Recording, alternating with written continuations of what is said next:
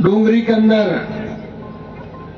इस ऐतिहासिक सभा में आज बहुत बड़ा शादियों का सभा है और फिर भी आप लोग लगातार जालोर लोकसभा के अंदर प्रतिदिन मीटिंग कार्यक्रम हो रहे। कल एक दिन पहले ही आपने प्रोग्राम किया था और फिर आप सब लोग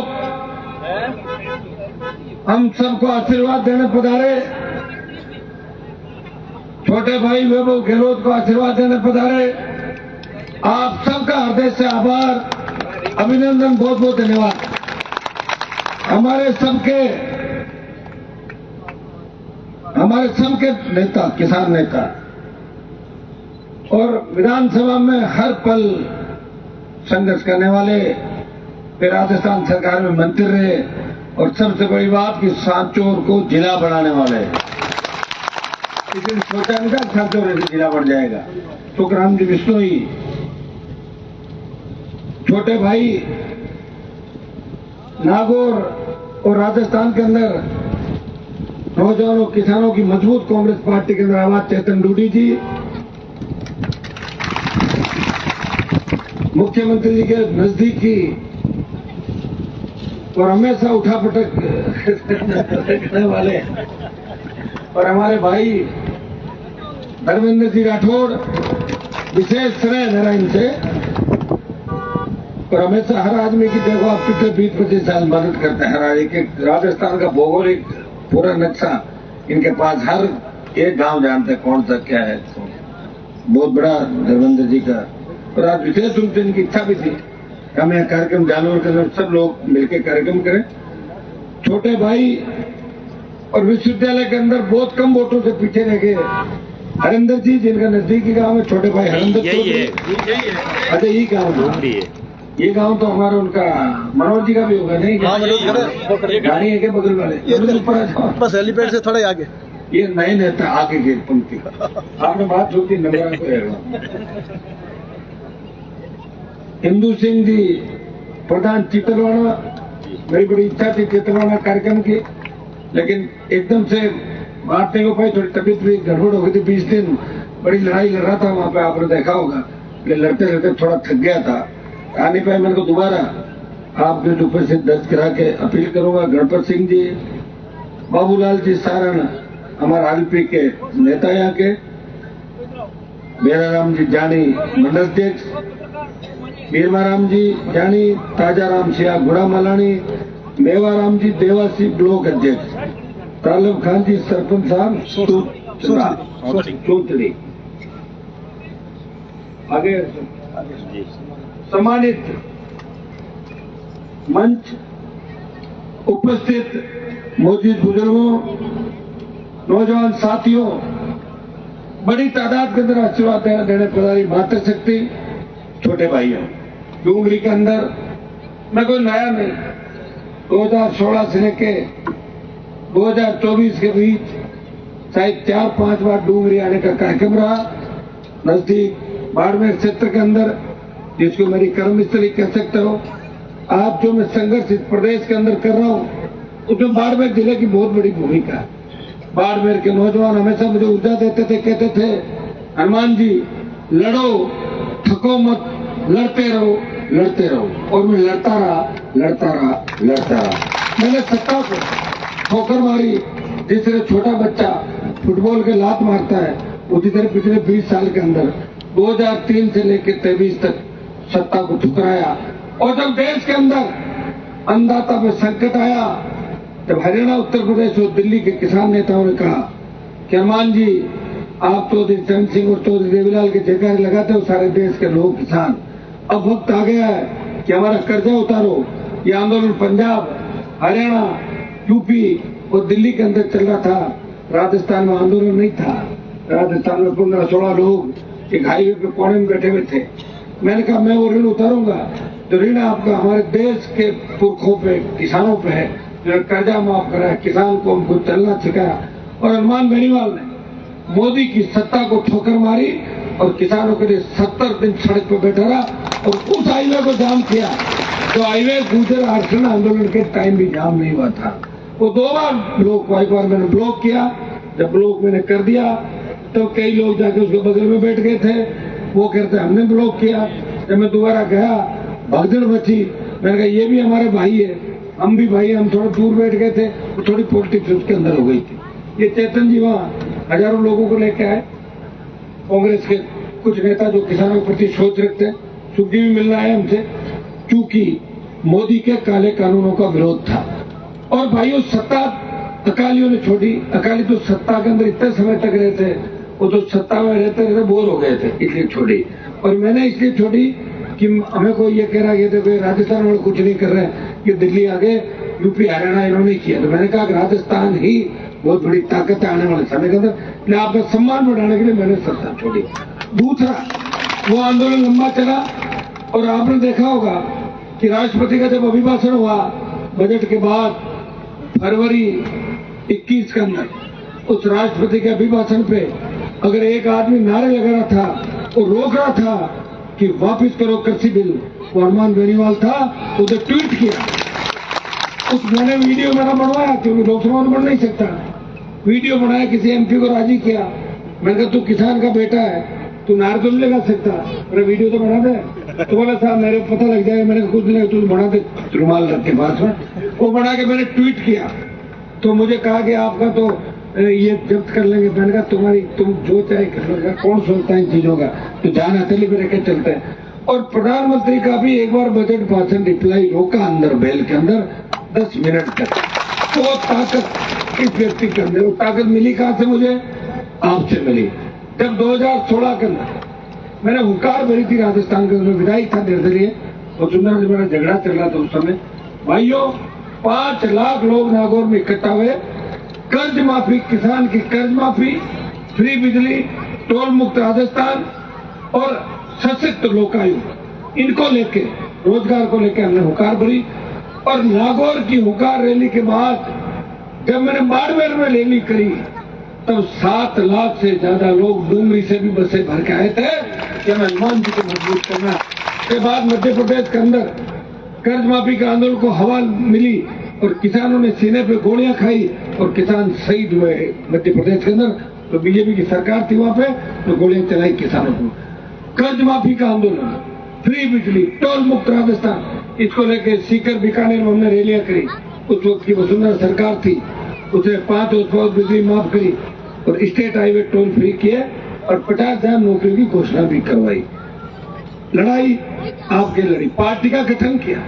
पहली बार किसी किसान के बेटे ने नई पार्टी बना के वो आपके बीच आया, उस पार्टी को जिंदा रखा। 18 से 19 में समझौता किया दिल्ली में, समझौता इधर भी हो रहा था, लेकिन कुछ लोग थे समझौता नहीं चाहते थे, नहीं हुआ। बीजेपी समझौता हुआ और जैसे ही किसान की बात आई, सत्ता छोड़ दी मैंने।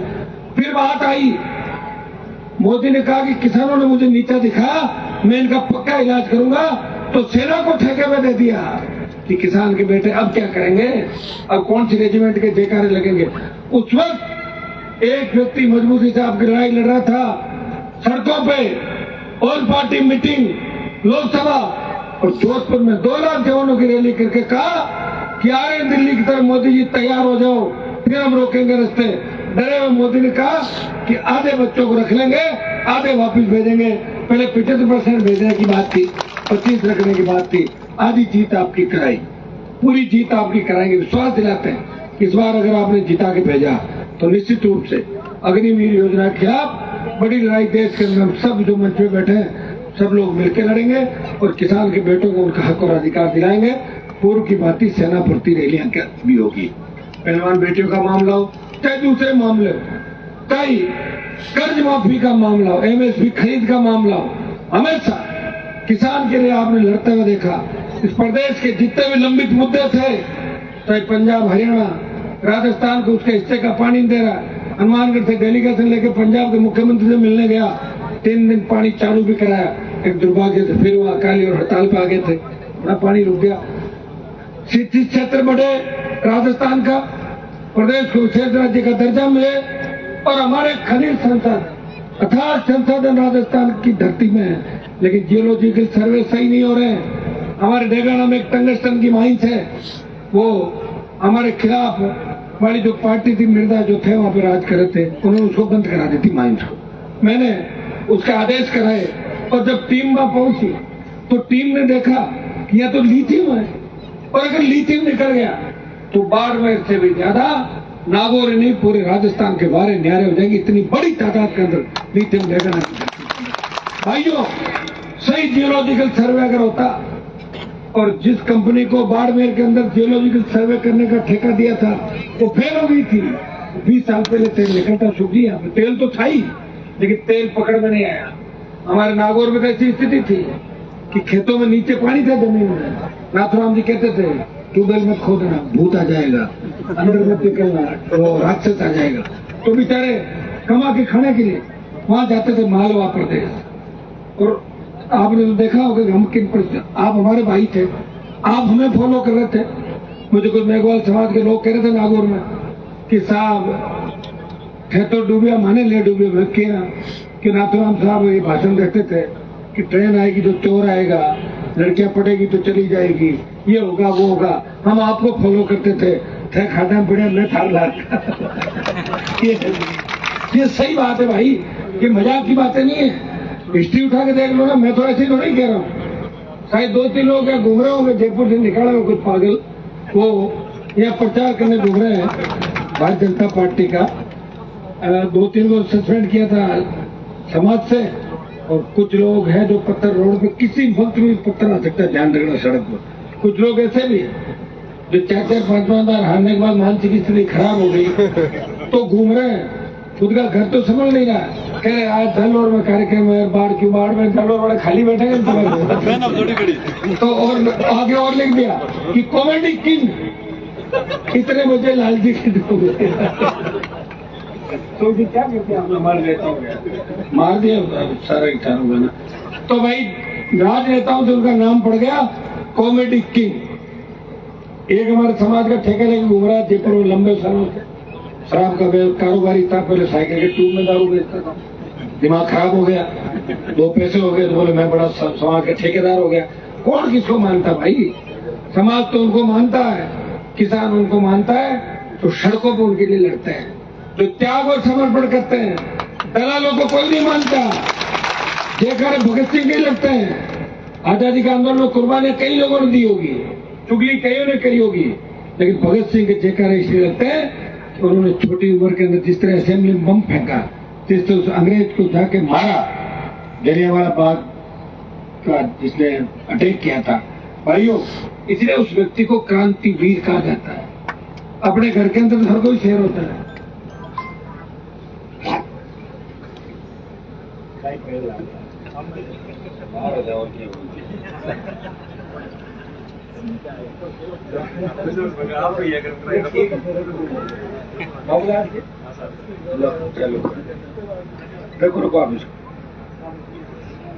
भाइयों, कुछ लोग तरह तरह की बातें करने के लिए यहाँ भी आएंगे। चुनाव का 1 दिन का समय बाकी है और उधर से आएंगे कि उधर यहाँ नहीं पता लगेगा उनका प्रभाव के साथ। लोग साहब एक बहुत बड़ा नेता आएगा उधर से, पता लगे उसके तो खुद के वार्ड में ही कई वीडियो देखे हुए आपने अभी फ्राई होते हुए। तो जिनका वहां प्रभाव नहीं, वो यहाँ कैसे वोटों को करेंगे बताओ मुझे। और जो 50 साल राज में रहे, उन्होंने कुछ नहीं किया, उनको जालोर में क्यों मानेंगे? आजकल तो सोशल मीडिया का जमाना है, और ये जालोर डूंगरी ये तो सारा गुजरात से कनेक्शन है, तो यहाँ के लोग तो पूरे देश के अंदर है। और मैं धन्यवाद दूंगा यहाँ के प्रवासियों को, भाइयों को, जिन्होंने कोरोना काल के अंदर वहां पे सेवा करी। उसका पूरा देश गुणगान करता है। चाहे मद्रास चले जाओ, बेंगलोर चले जाओ, पुणे चले जाओ, मुंबई चले जाओ, एक ही बात वो कहते हैं कि कोविड के अंदर हमारे जो भी मारवाड़ी सेठ थे, प्रवासी हमारे सेठ थे, उन भाइयों ने बहुत जबरदस्त तरीके से सेवा करी। दुर्भाग्य से कोरोना 50 लाख जिंदगियां लेके हमारे बीच से चला गया। लेकिन गुनहगार कौन है उसका? उसका गुनहगार नरेंद्र मोदी है, उसका गुनहगार दिल्ली की सरकार है। अगर अंतर्राष्ट्रीय फ्लाइटों में रोक लग जाती, केरल में जब पहला कोरोना का मरीज पकड़ा था, तो मेरे हिसाब से इस तरह कोरोना भयावह रूप देश के अंदर नहीं लेता। कौन कहता है? यहाँ सरकार थी कांग्रेस पार्टी की, धर्मेंद्र जी रोज रोक लेते थे, कभी वेंटिलेटर रोक लिया, कभी ऑक्सीजन के हमारे टैंकर रोक लिए, कभी कुछ रोक लिया, और आरोप लगाते थे कि कांग्रेस का मैनेजमेंट अच्छा नहीं है, उसका मैनेजमेंट अच्छा नहीं। अरे मैनेजमेंट क्या करेगा? जो तुमने देश में कोविड ले आए, हवाई जहाज तुम्हारे अंडर में, अंतर्राष्ट्रीय एयरपोर्ट तुम्हारे, सीप तुम्हारे, सारा जल तुम्हारे।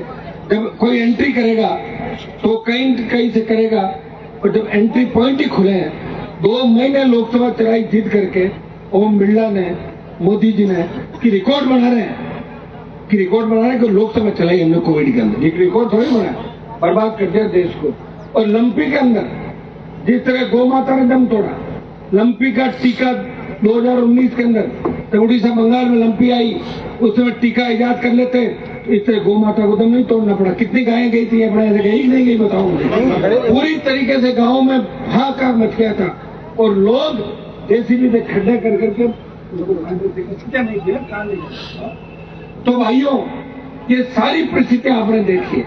पेट्रोल डीजल 100 पार, जिसकी कीमत कम थी 2014 के अंदर अंतर्राष्ट्रीय बाजार में प्रति बैरल, वो कीमत कम हुई है, लेकिन पेट्रोल डीजल बढ़ा है। मैं लोकसभा में भाषण दे रहा था, एक मंत्री खड़ा हुआ, बोला अगर 7 स्टार होटल में खाना खाओगे तो बिल देना पड़ेगा, ढाबे में खाओगे तो ढाबे का बिल देना पड़ेगा। गाड़ियां चलाओ मत, साइकिल और मोटरसाइकिल से घूमो तो मोटरसाइकिल में तेल ही डालना पड़ेगा। भाई ऐसे ऐसे जवाब इन लोगों के, इतना ज्यादा घमंड अभिमान इन लोगों का। और अभी आपने देखा होगा कि इलेक्टोरल बॉन्ड जो चंदा करने का सिस्टम था, छोटी पार्टियां, फिर उनको इकट्ठा किया, साफ कर दिया उनको।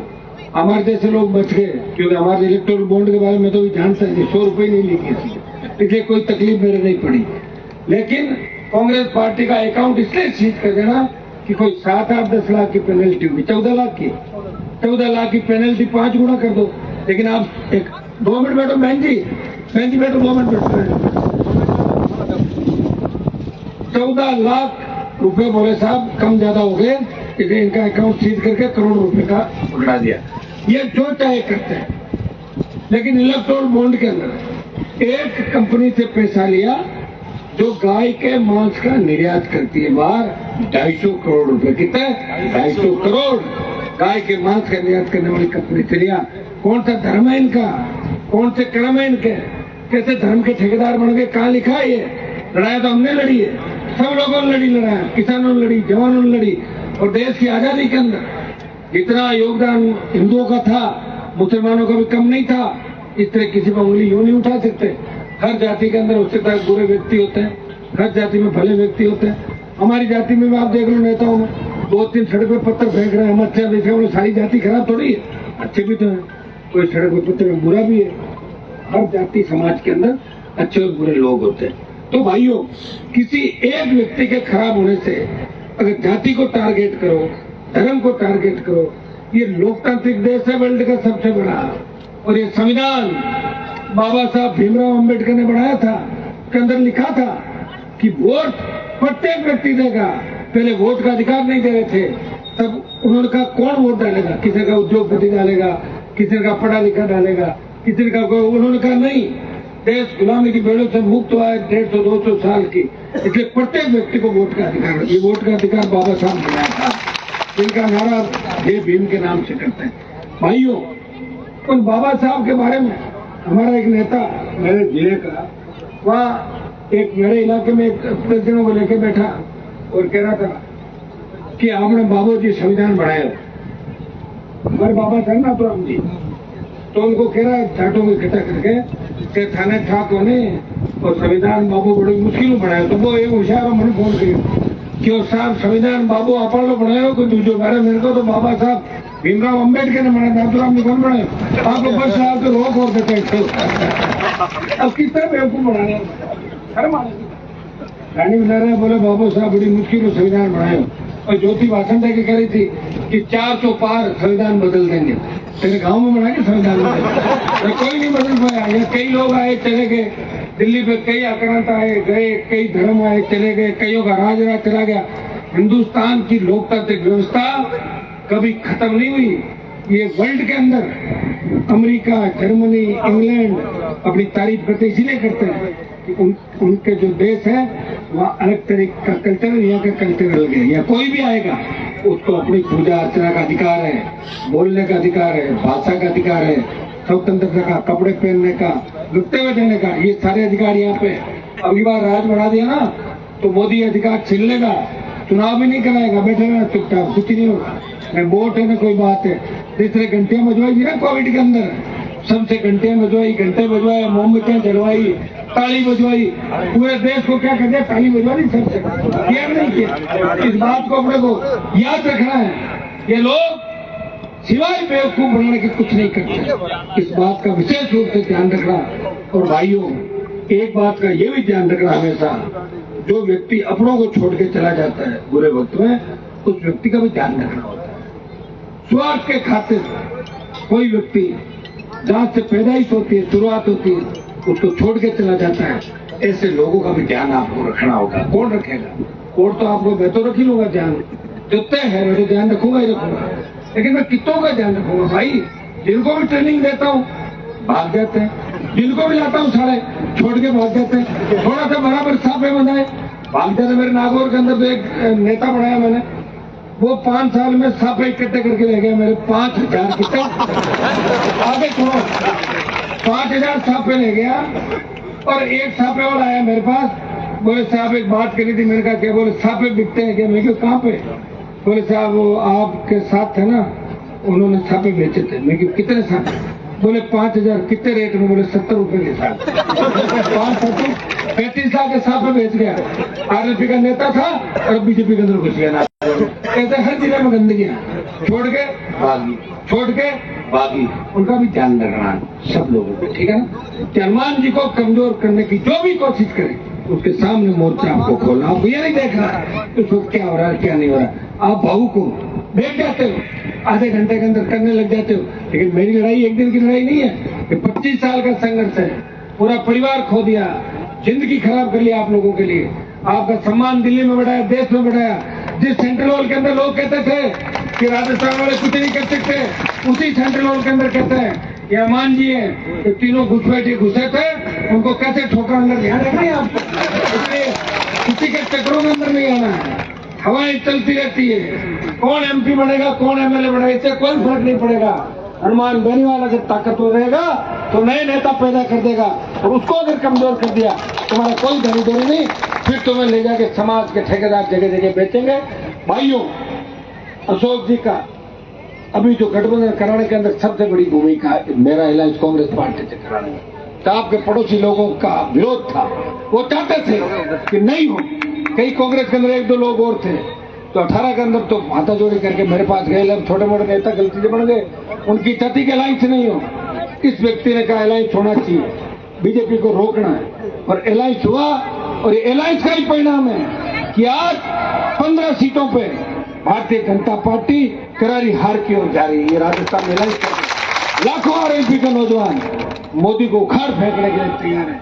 ये भाइयों, इतना ही मैं आह्वान आपको करूंगा। सुख जी ने जिला बनाया, सुख जी की किन्हीं कारणों से हार हो गई, उन बातों में नहीं जाना चाहता। हो जाता है, कई बार समय होता। मैं 3 के अंदर 2,500 वोट से हार गया था। उस समय धर्मेंद्र हेमा मालिनी ने मेरे खिलाफ रोड शो किया था 20 साल पहले। तो कई बच्चे तो पैदा भी नहीं होंगे। उन सब से लड़के आया हूं, देख लो। लड़ते लड़ते फिर समाज के ठेकेदार गद्दार, हर वक्त में 1 साल आप पैदा किया, फिर सामने चला गया, आया, भागा, बिका, किया सारा। इन सब बातों को ध्यान में रखना। और एक ही चीज ध्यान में रखना, मैं हर जगह वोट मांगने नहीं जा रहा हूँ राजस्थान के अंदर। मैं जा रहा हूँ, इसका मतलब मेरी ईमानदारी से काम कर रहा हूँ। अपील भी करूंगा, और जिनके लिए वोट नहीं मांगू, ये समझ लेना कि उनके लिए मेरे मन में कोई प्रेम नहीं है। वो धोखेबाज है, वो कौम के गद्दार है, वो किसानों के गद्दार है, वो आपके कभी नहीं हो सकते। मैं छोटे भाई लोगों के लिए अपील करने आपके लिए आया हूँ कि आप सब सुख जी को मजबूत करें। विधानसभा चुनाव के अंदर तो सुखराम जी हारे, जिला बनाने के बाद भी कोई लेट चली। आज मेरी जाति का कोई व्यक्ति कहीं बदमाशी कर ले तो मैं ठेका, उसका जिम्मेदार मैं थोड़ा ही हूँ। आप ही बताओ, लोग तो हमें मारने के लिए घूम रहे हैं। हमारे समाज के लोग रोज पकड़े जाते हैं, कट्टे पिस्टल 47 लिए हनुमान को मार देंगे, तो हमारे समाज के लोग घूम रहे हैं। इन चीजों के अंदर अपने को कतई नहीं पड़ना है। एक ही निवेदन है कि भाई वैभव गहलोत को मजबूती से सर्व समाज 36 कौम, क्योंकि मैं 36 कौम के लड़ा हूँ। मैं देवासी समाज के लड़ा, कुमारों के लिए लड़ा, पटेलों के लिए लड़ा, राजपूतों के लिए लड़ा, जाटों के लिए लड़ा, विष्णुओं के लिए लड़ा, 36 कौम के लड़ाऊं दलितों के लिए, हर वक्त टोल मुक्त करो, फ्री बिजली दो, कर्जा माफ करो। अगर मेरी लड़ाई 36 कौम के लिए, तो 36 कौम राजस्थान को बचाने के लिए मोदी का घमंड अभिमान चूर करने के लिए भाई वैभव गहलोत को जिता के भारी वोटों के लिए बनाए, ये अपील करने डूंगरी के अंदर में आया हूँ। और मुझे पूरा भरोसा है कि सांचौर से इस बार भारी बढ़त आप लोग दिलाओगे। और भारतीय जनता पार्टी का आपका पहले का एमपी था, मैं तो उनको देव जी को वहीं देखता था, दिल्ली में ज्यादा सही इलाके में कम आते थे देव जी। मैं कहता था इतना बड़ा शरीर है, आप कूद के मोदी के ऊपर बैठ जाओ ना, वैसे ही काम हो जाएंगे सारे। चलते हुए थे तो ही काम कर देगा, नहीं कर पाए काम, टिकट नहीं पति है। हाँ, एक चीज और, मैं मोदी अमित शाह के साथ था जब शुरू करने, तो जो बात करते वो कहते थे कि हमने 23 सरकार गिराई देश में, लेकिन राजस्थान की सरकार नहीं गिरा पाई। मैं धन्यवाद दूंगा चेतन जी डूडी को, इन लोगों ने समय से सारी बात करके, और राजस्थानी से धर्मेंद्र जी बैठे सारे, मतलब शायद राजस्थान की पहली सरकार है, मुख्यमंत्री है जिन्होंने अमित शाह मोदी से अपनी सरकार नहीं गिरने दी। ये आपका आशीर्वाद। और सरकार गिराने वाले जितने भी थे उन सबको कोविड हो गया था एक साल।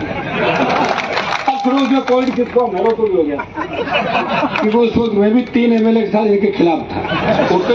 था उसमें हंसने क्या था ही होता, पाड़े थे पाड़े।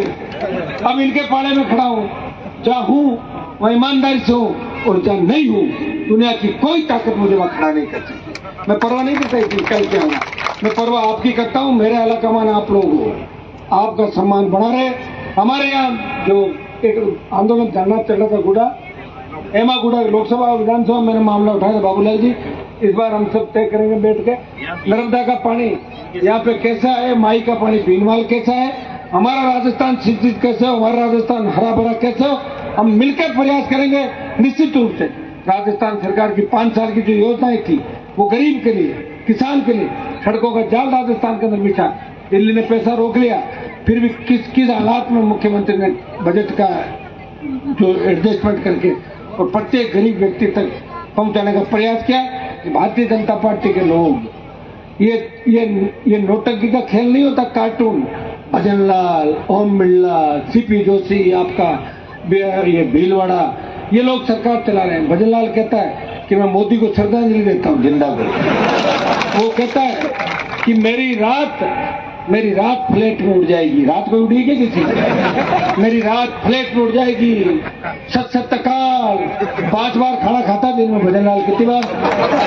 5 बार। तो खुद रोटी खाता हूँ, आपके लिए क्या काम कर रहा है? हम तो एक टाइम नहीं खाना खाता। धन्य है भजन लाल को कि खाना बनाते बनाते पार्टी कार्यालय में रसोइया का काम करते करते वो व्यक्ति, यहाँ ब्राह्मण समाज के लोग मुझे कह रहे साहब आपने हमारी इंसल्ट कर दी। मैंने कहा क्या कर दी? क्या आपने भजन लाल जी को ये कह दिया? मैंने कहा मैंने इंसल्ट नहीं कर दी, मैंने लड़के और वसुंधरा को भगाया जब भजन लाल का नंबर आया। तुम्हारा कोई नंबर नहीं था ब्राह्मणों का। ये ब्राह्मण मुख्यमंत्री हनुमान बेनीवाल की वजह से बने, इसलिए तमाम ब्राह्मणों से भी अपील करता हूँ कि वैभव गहलोत को वोट करें, आप लोग कांग्रेस पार्टी को वोट करें, इनकी योजनाओं को वोट करें। इनकी योजनाएं अच्छी है, ये भले लोग हैं, अच्छे लोग हैं, उनसे अच्छे हैं, इतना मैं बता सकता हूँ। मैं उनके साथ रह के आया हूँ और ये मैं आपको विश्वास दिलाता हूँ। भाइयों, मैं आपके लिए तैयार हूँ, खड़ा हूँ, विधायक तो मैं हूँ, और शायद नागौर की जनता मुझे सांसद भी चुन लेगी तो और लड़ाई लड़ूंगा, और नहीं भी रहा तो राजस्थान में लड़ता हुआ आपको मैं नजर आऊंगा सड़कों पे। तय है 5 साल आपको लड़ूंगा, प्रयास करूंगा आपके बच्चों का भविष्य कैसे सुरक्षित हो, हमारे बेटे बेटियां आगे कैसे बढ़े, और हमारा सामाजिक समरसता भाईचारा कैसे बना रहे, ये अपील करना आपको भी है। मुझे रूपनगढ़ और 2 कार्यक्रम और करने, हाथ जोड़ के आपको फिर अपील कि छोटे भाई वैभव को इस बार जिताना है, क्योंकि वैभव की जीत में किसान, सर्व समाज, तमाम लोगों की जीत है।